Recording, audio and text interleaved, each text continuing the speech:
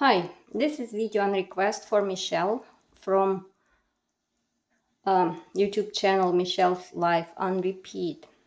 She asked me to show the tank from farther back so the whole setup is visible. And really, I always showed my tank inside, but I never showed my tank from outside.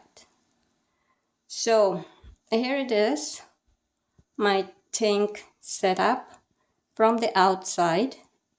It is a large reptile enclosure. It's a glass one, non-tempered glass, and it sits on this cheap IKEA shelf that hosts all kinds of orchid-related stuff that I use. That's my fertilizers and little carry box because I need to carry them between orchid areas. You know, my vandas are in different rooms, so this is convenient. And there's my cinnamon, there's some of my pots, there's a box with stuff, there are cotton balls and hydrogen and, well, who knows what, Super Thrive. And it's not in particular order. So every time I need to find something, I need to check all the boxes. And every time I tell myself I need to organize it better. But there's never good time. And there beside I have some of my leftover moss, some of the bark mix. There's a garbage bin with dried leaves. And that's a tube with bulbs for my light fixture, the extra bulbs that I purchased recently. And that's the distilled water that I bought just in case if I'm out of rainwater to use for phragmipediums. And yeah, so that's what's around the tank. And on the top here, I'm standing on the couch right now, very unstable. So I have, see that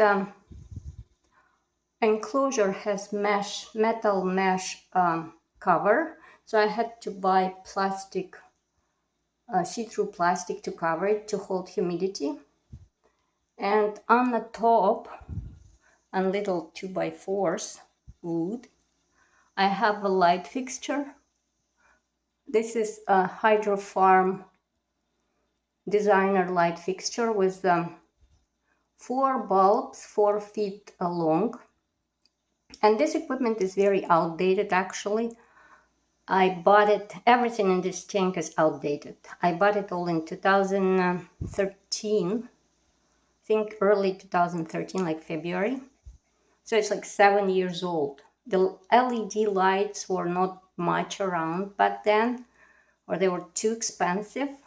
So I bought this T5HO output light fixture. And later on, when LED lights became a thing, I was thinking, oh, I need to replace it maybe. But it works.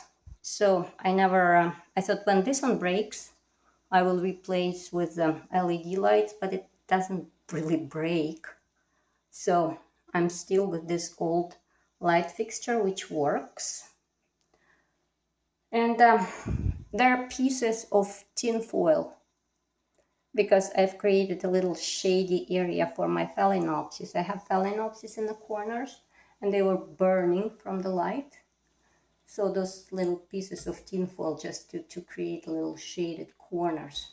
And I have this wood. At first I put this fixture right on the top, but then plastic was too hot from the lights. The lights they're pretty hot when they're on. I think that's how my tank actually gets heated during winter.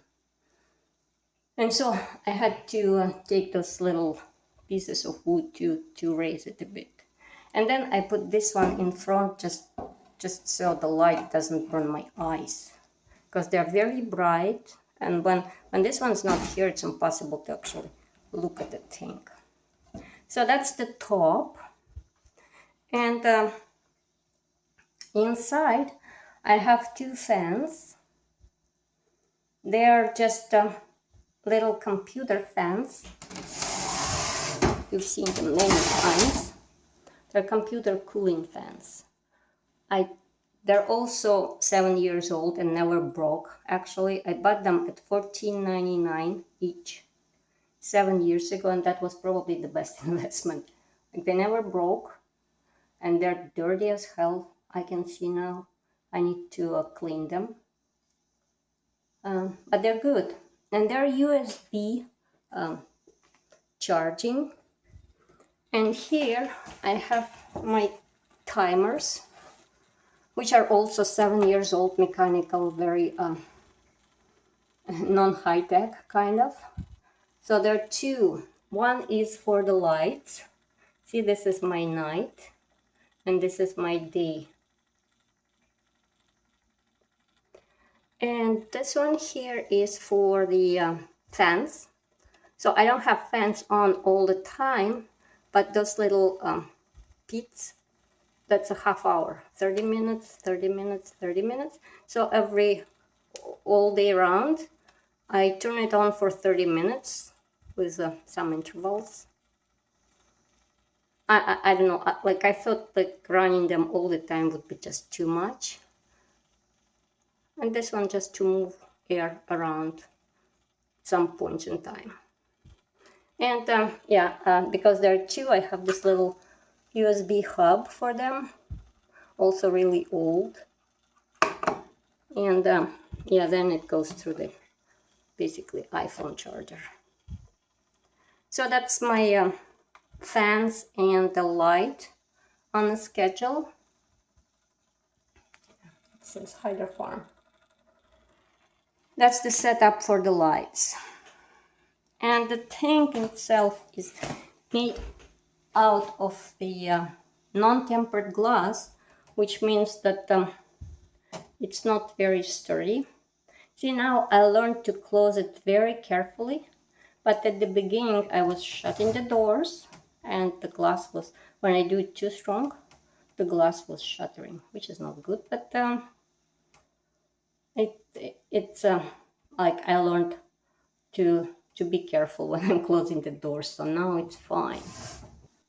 Now my tank used to be in a basement, and it was cooler, like more intermediate to cool environment there. So my phalaenopsis didn't really like it, but masdevallias were doing really good. Then I decided to make the orchid room. Now this room, I have this room dedicated to orchids, and it's actually a guest bedroom, but we don't really need it because we have enough bedrooms on a second floor. So we used to have a gaming room here for our son when he was smaller. So this shelf was hosting the TV on the top and all his consoles and all his video games, and he would play here with his friends. But he's like 20 years old now. He doesn't need this room anymore. So I decided to make an orchid room here. And the good thing is that this little door here, it goes to a bathroom. So there is a sink, which is very convenient to have a sink to water orchids.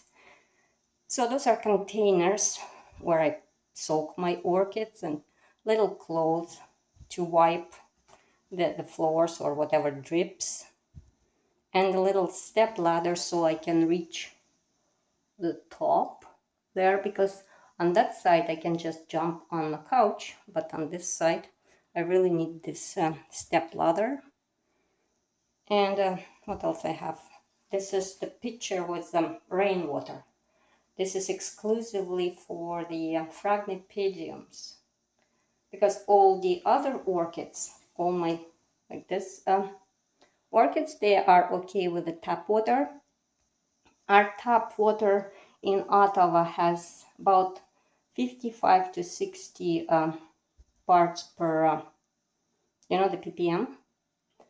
So it's not very hard. It's very soft water. But for phragmipedium, I still collect the rainwater.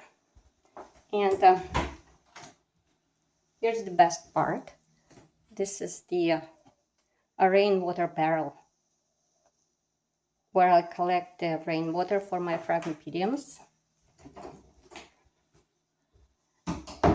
And yeah, I know it's silly to have the outdoor rainwater barrel inside of the house, but I tried to collect. I bought it for the outside, of course. When I bought lots of phragmipediums, I thought I will need lots of rainwater, so collecting it from sky would be too cumbersome. So I bought that rain barrel and put it beside the shed to collect water from the roof. But then I measured TDS and it was not very clean. I think the roof has stuff on it, maybe. And probably it's not much, it was like 8 or 10. But still, knowing that I could get 0 from the sky, I didn't want that. So I decided to keep that rain barrel as a storage for the rainwater that I collect still from the sky. And it works. I mean, my family is okay with it. My husband laughed when I brought the rain barrel inside of the house, but he wasn't really, he didn't say anything against that, just laughed. And this is my IKEA shelf that I just bought last fall. See, it didn't take me too long to fill it up with orchids, and I also have Hoyas there. Remember those large-leaved Hoyas and all other Hoyas? They used to be inside of tank.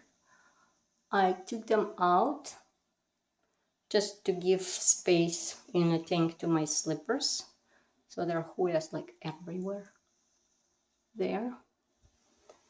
And I have a couch.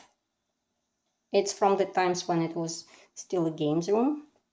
And I decided to keep it here because it's nice to come here and sit on a couch and look at the orchids. And I could potentially remove it and put another shelf and have more orchids here.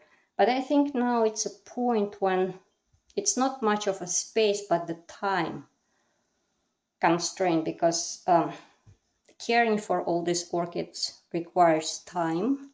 And I think it's already at the limit.